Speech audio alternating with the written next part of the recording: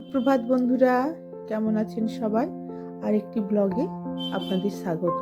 আজ বুধবার, কিন্তু ওয়েদারটা মোটেই ভালো নয়। এই যে আমার এখানে জবা ফুলের গাছ, লাল জবা আর গেরুয়া জবা দুটোই হয়। একটা শিউলি ফুলের গাছ, সারা বছরই ফুল ফুটতে থাকে। আর এই যে রাত থেকে বৃষ্টি শুরু হয়েছে, এখন 8:30 বাজে। তো ওই পাশে চ্যাটার্জি বাবু চালটা ধুয়ে ভাতের হাঁড়িটা বসিয়ে দিয়েছে, আর আমি ওই পাশে সবজিগুলো কেটে নেব। তো আমাদের স্যালাড প্রতিদিনই খাওয়ার মেনুতে থাকে, তাই হচ্ছে এটা কেটে নিলাম। আজকে হবে আলু উচ্ছে ভাজা আর কচি সজনে ডাঁটা দিয়ে মাছ দিয়ে আলু দিয়ে ঝোল হবে। আর রাতে রুটি খাওয়ার জন্য হবে আলু পটলের বাটি চচ্চড়ি, সঙ্গে আছে চাকা চাকা আলু ভাজা। আর আগের দিনের কিছু তরকারি আছে, সেগুলো আজকে হয়ে যাবে। তো তাই চলুন, আর কি অনেক কাজ আছে। ছেলে আবার 10টার সময় খেয়ে বেরোবে। আমি দুটো কড়াই বসিয়ে দিয়েছি, আর ভাতটাকে ফুটিয়ে নামিয়ে রেখে দিয়েছিলাম।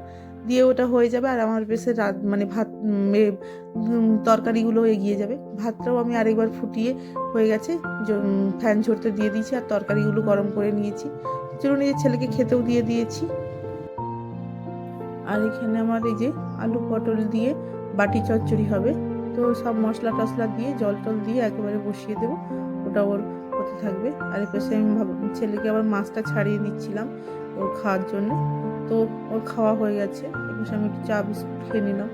আমার এই সময়টা খুবই তাড়াহুড়ো হয়, ওরা বেরিয়েও গেল স্কুলে।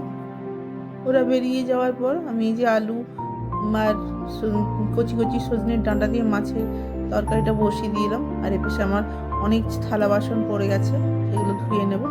তো সবই এরকম করে এই সকালবেলায় আমার 2-3 ঘন্টা একদম সেই মেশিনের মতন চলতে হয়। দিয়ে দিলাম আমি সব ওই পাশে এক পাশে রান্না করছি।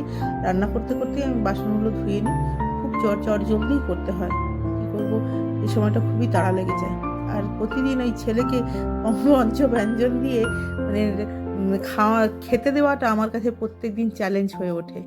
তো ঈশ্বরের আশীর্বাদে সবই হয়ে যায়। আমার মাছের ঝোলটা ওই পাশে বসিয়ে দিলাম, আর এই পাশে আবার যে কটা বাসনপত্র আছে, তো ওইগুলো ধুয়ে নিলাম। তবে সমরবাবু আমার অনেকটাই হেল্প করে দেন।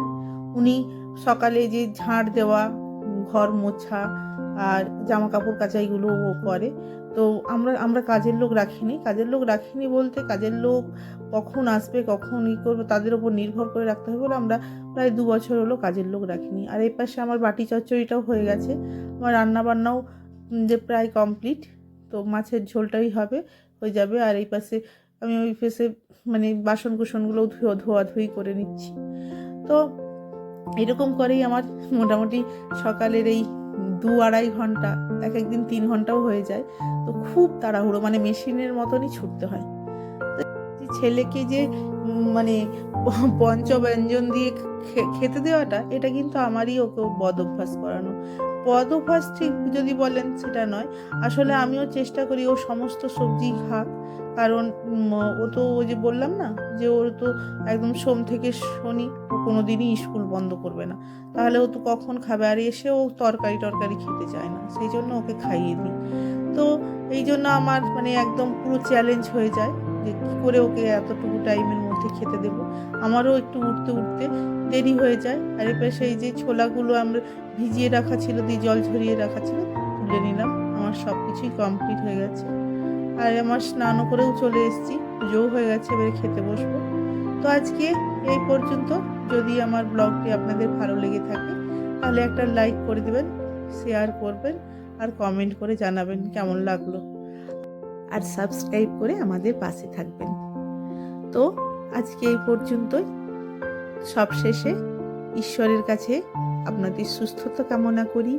আজকে আসছি, সুস্থ থাকবেন, ভালো থাকবেন।